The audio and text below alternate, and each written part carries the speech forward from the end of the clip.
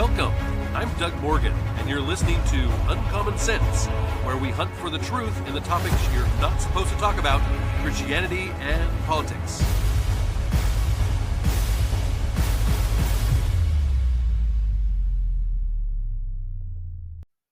There has been a lot of weeping and gnashing of teeth lately because of the closing of federal departments. Through this process, we can see what kind of waste and abuse has been happening with our taxpayer dollars. And some of what is being revealed is like something straight out of a movie. From a article from Luke Rosiak, he writes for the Daily Wire, and he says, one of the 7 small federal agencies that President Donald Trump ordered downsized or eliminated was rife with corruption, and with its employees hiring friends and relatives, commissioning paintings of themselves, and using government credit cards to indulge in constant luxuries. The Federal Mediation and Conciliation Service is what they called it. It was the FMCS for short. Occupied a 9-story office tower in DC's K Street for only 60 employees, and many of whom actually worked from home prior to the pandemic. Its managers had luxury suites with full bathrooms. One manager would often be in the shower when she was needed, while another used her bathroom as a cigarette lounge. FMCS recorded its director as being on a year-long business trip to DC so he could have all of his meals and living expenses covered by taxpayers, simply for showing up to the office. FMCS is a 230 employee agency that exists to serve as a voluntary mediator between unions and businesses. As a, quote, independent agency, unquote, its director normally reports to the president, but the agency is so small that, in effect, there is no oversight at all. And it showed, becoming a real-life caricature of all the excesses that the Department of Government Efficiency has alleged taken place in government. Now, Rosiak says, this reporter spent a year investigating the agency a decade ago. And he said, I found out egregious and self-serving violations of hiring, pay, contracting, and purchase card rules. One thing I could not discover is why the agency actually existed, other than to provide luxurious lifestyles for its employees, of course. Well, endless junkets to resort destinations, which employees openly used to facilitate personal vacations, were justified as building awareness of the agency in the hopes that someone would actually want to use its voluntary services. So FMCS seemed quite clearly to exist for the benefit of those on its payroll and not for much else. One employee told him that, quote, let me give you the honest truth. A lot of FMCS employees don't do a hell of a lot, including myself. Personally, the reason that I've stayed is that I just don't feel like working that hard. Plus, the location on K Street is great. Plus, we all have these oversized offices with windows. And plus, management doesn't seem to care if we stay out at lunch for a long time. Can you blame me? Unquote. I mean, you know, it's good work if you can get it, right?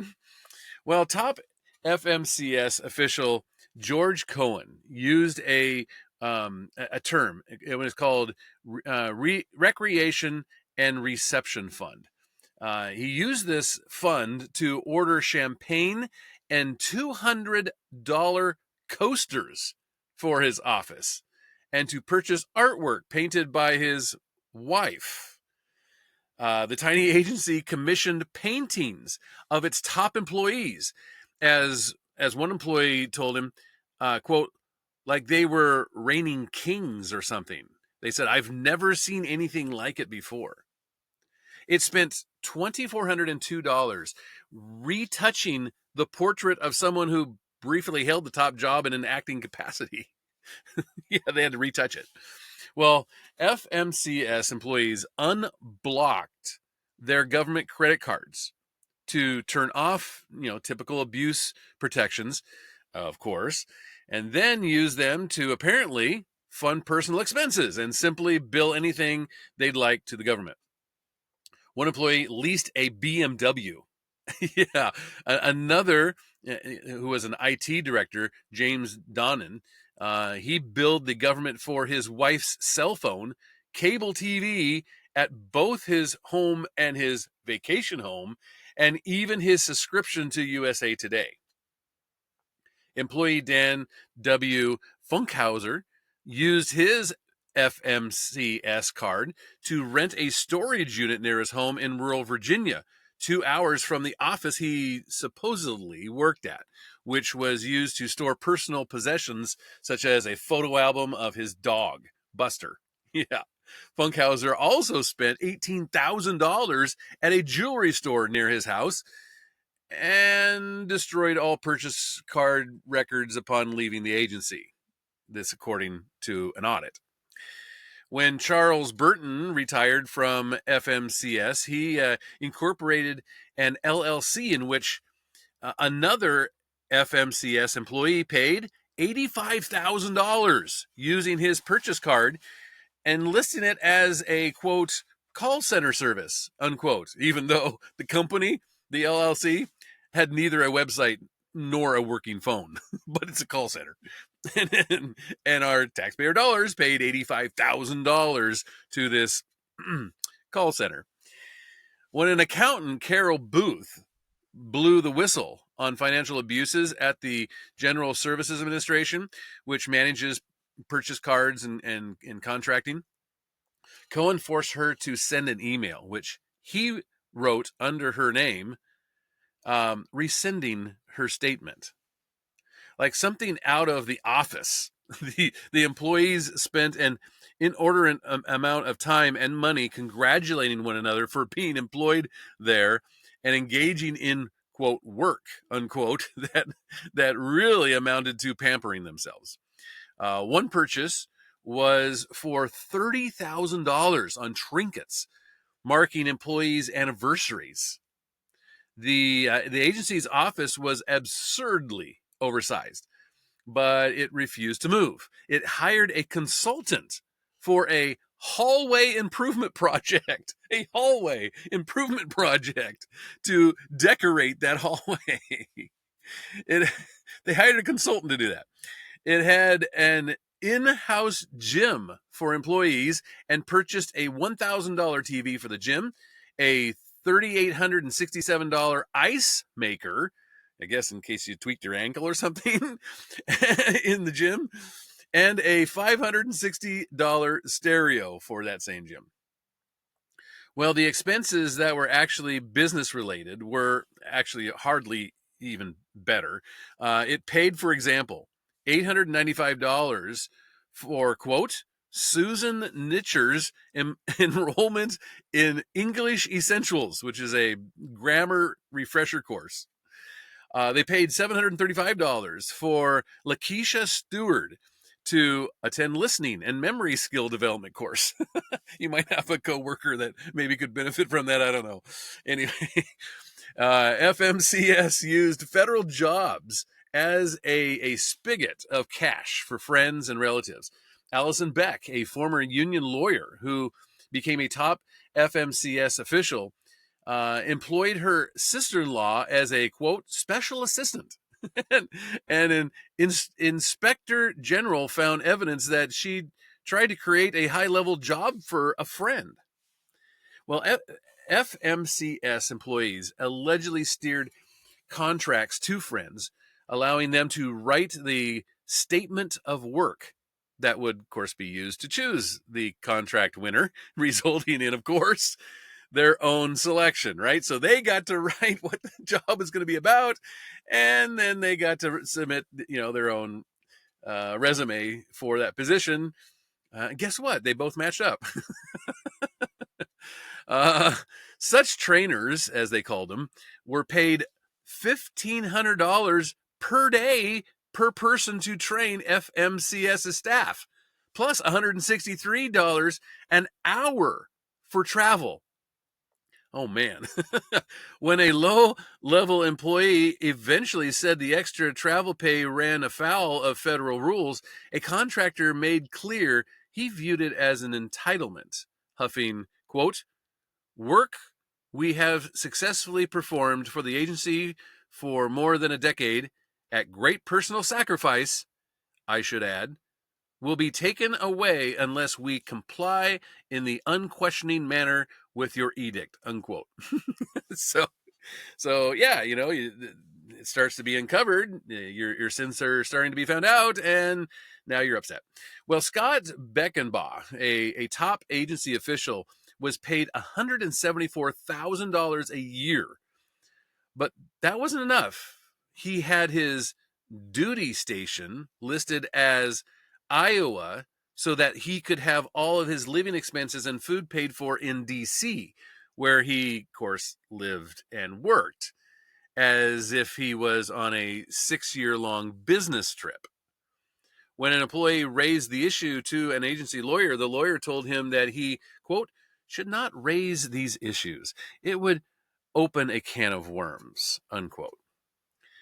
Well, FMCS hired a former mail carrier who lived in Pennsylvania, Luann Glacier, for a high-level DC-based job, and agreed to pay for her to stay in a hotel for half of every month, even though it would have been easy to find someone better qualified who didn't need to be put up in a hotel to simply do her job.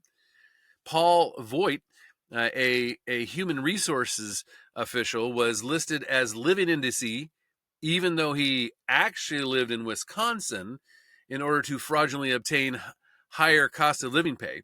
Voigt's boss was Arthur Perlstein, who left the agency to become a law professor and was then rehired after his academic career imploded in a plagiarism scandal. And his first move in his new job was to terminate an independent investigation into FMCS staff abusing taxpayer funds for personal gain. Of course it was. Well, Cohen, for his part, steered work to his previous employer despite signing ethics forms saying that he would not do that. And there were just constant junkets here. Many of the agency's top employees lived outside of the typical Washington, D.C. commuting area and only stopped in the area occasionally in an era before telework was routine, of course. Its CFO, Fran Leonard, would come to the office twice a week but leave by 2 p.m. And the agency had inexplicably an office in Honolulu. Yeah, of course it did. Of course it had an office in Honolulu. It funded constant travel of its employees to exotic locations on the pretext that it was drumming up business for the federal agency, which, of course, is an admission that there was little demand for the agency's existence at all, don't you think?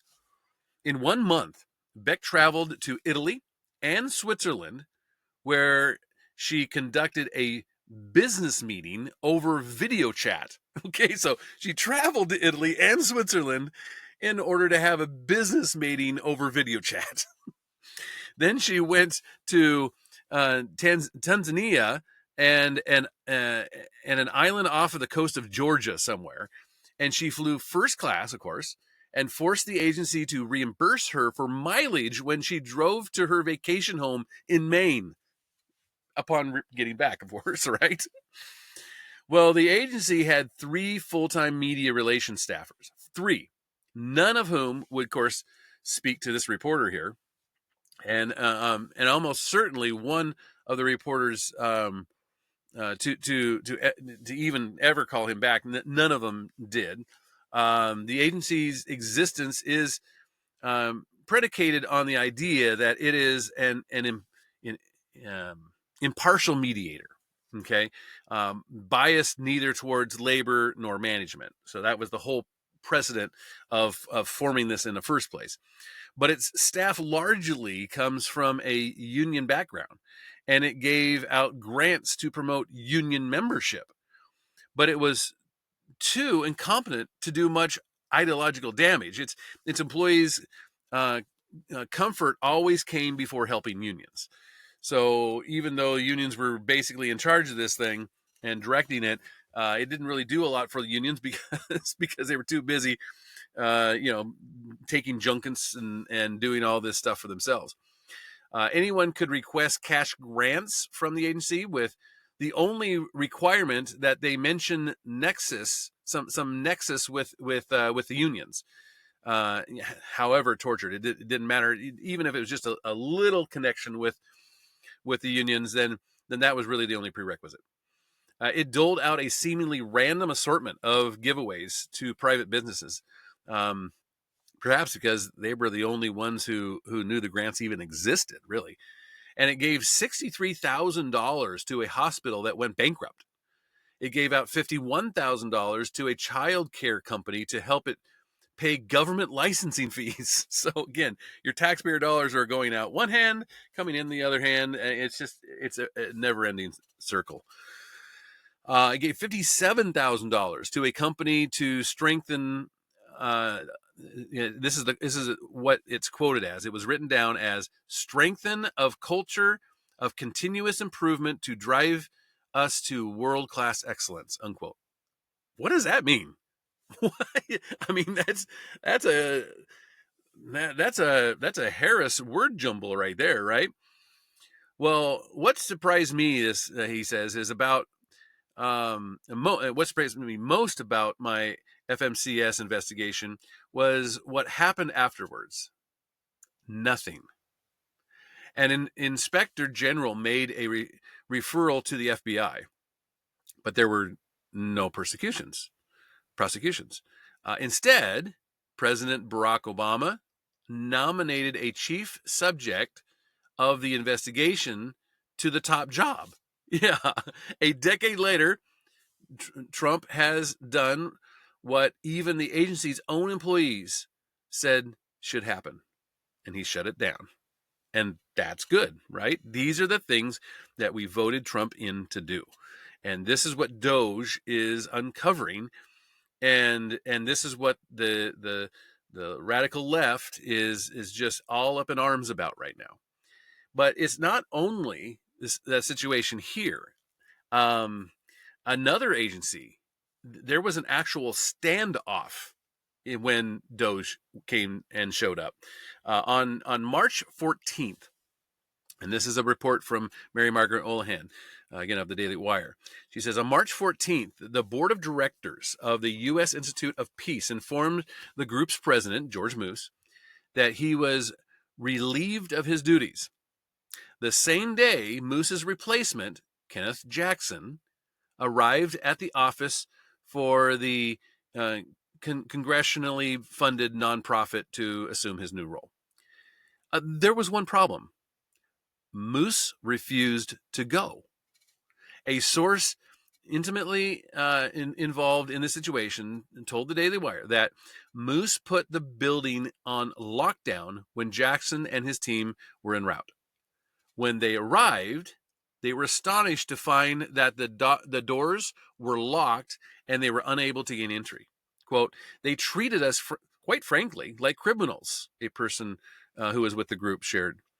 Jackson encountered similar behavior on the following Monday. He was ultimately able to enter USIP with the help of the Metropolitan Police Department and ordered all unauthorized personnel to leave, including Moose, who confirmed to the Daily Wire that he was escorted out by police. And when Jackson and the rest of the group were finally able to get into the building, they found things in absolute turmoil.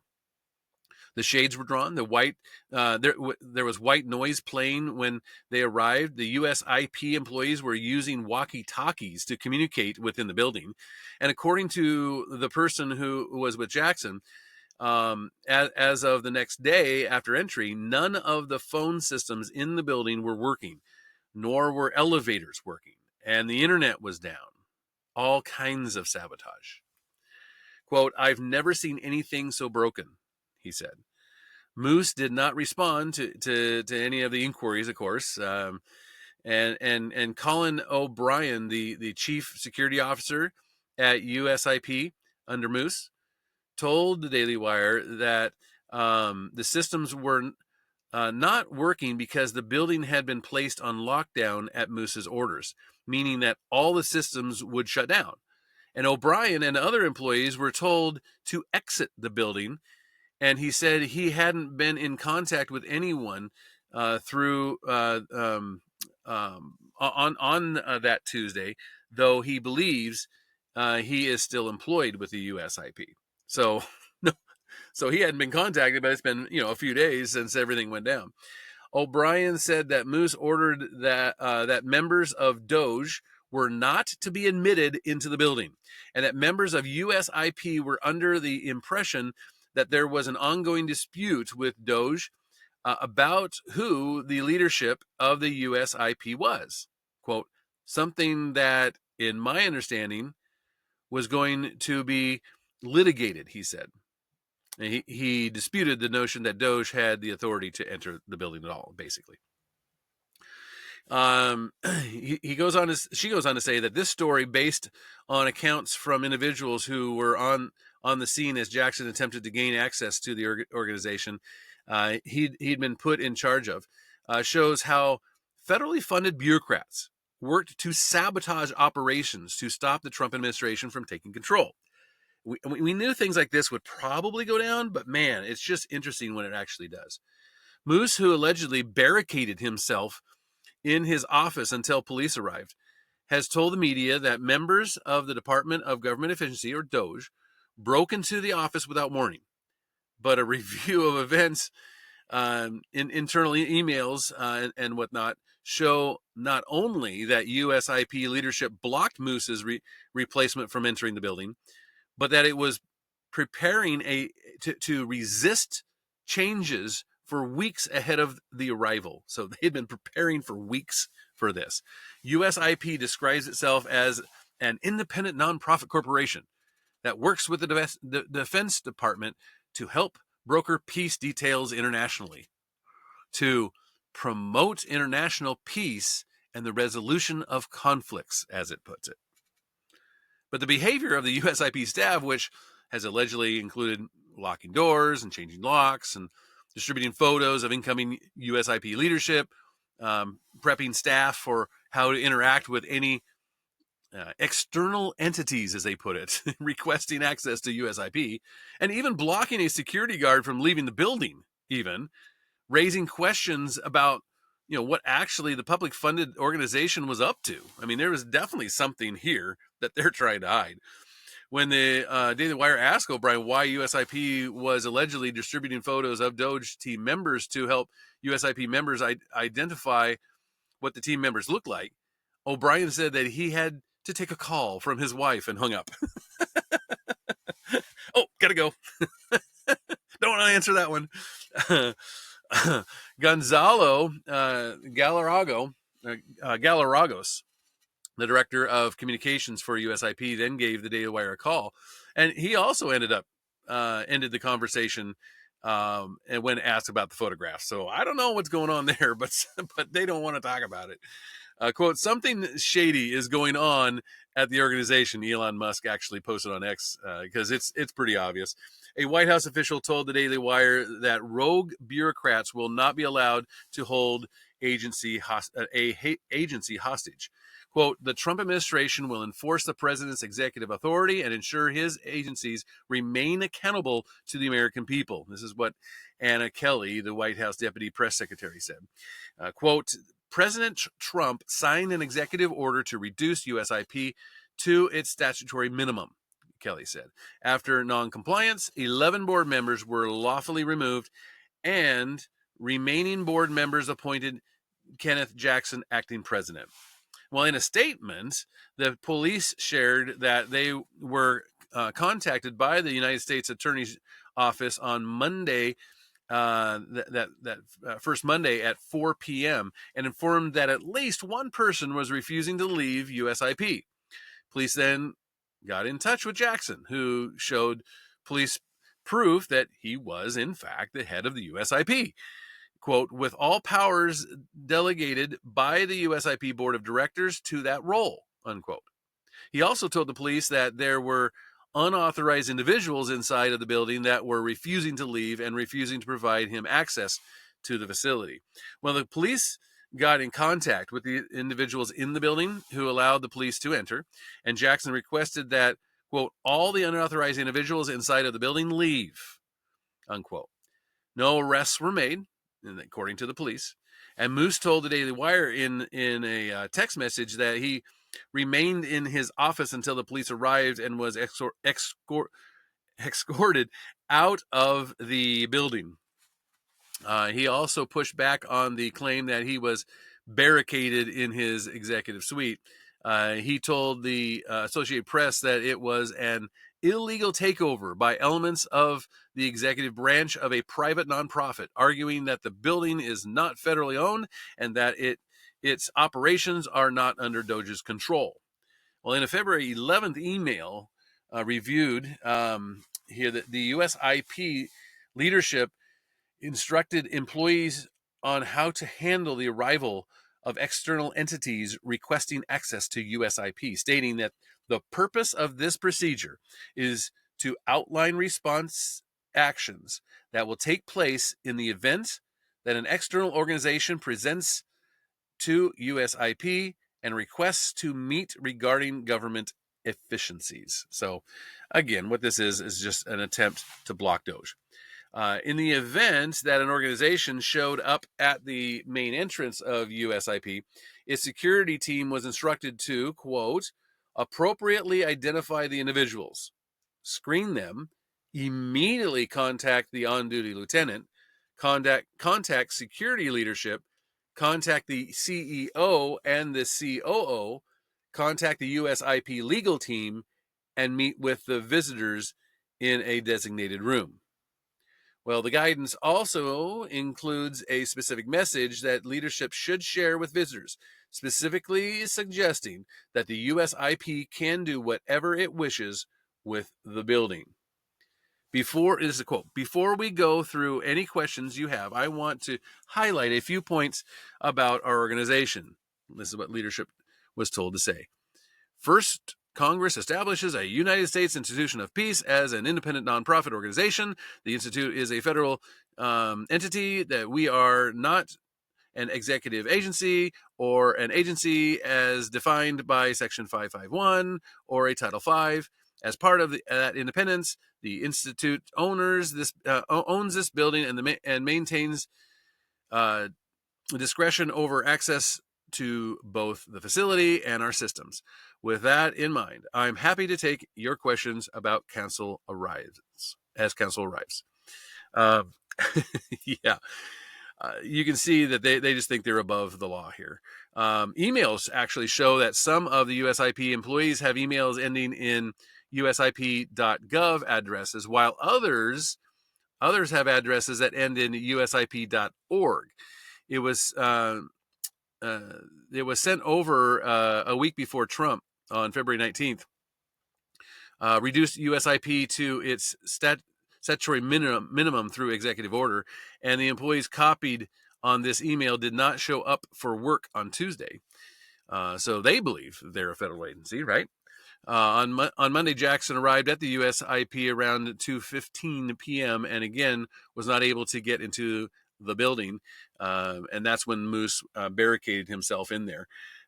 This is just an amazing. Again, it's something that you kind of expect when you take away all of these slush funds and all of these jobs that basically do nothing but just soak up money, taxpayer money, for self-gratification and all this stuff. I mean, it's such an abuse. It's so much corruption. When you start to take that away, people are going to cry. That they're going to wail and gnash their teeth. All of this is going to happen. But it's just, for me anyway, it's still very interesting to actually see it go down. see people act this way. I mean, people are people, and people have been, God makes us all the same, and He's been making us this way, for a long time. But when you actually see it happen, it's they're throwing their tantrums here. These are adult tantrums, and so we see another thing going down with the Department of Education right now, and we will keep our eye on that situation, and see, as it develops. I think we're gonna see some similar things here, and it's entertaining in a way. It's good that it's all being exposed to sunlight, and a lot of people are scurrying. And I would love to hear your thoughts on it. Of course, you can always do that at uncommonsensepodcast.com. And of course, we're on YouTube now. And thank you for listening. This podcast is a production of Morganite Communications.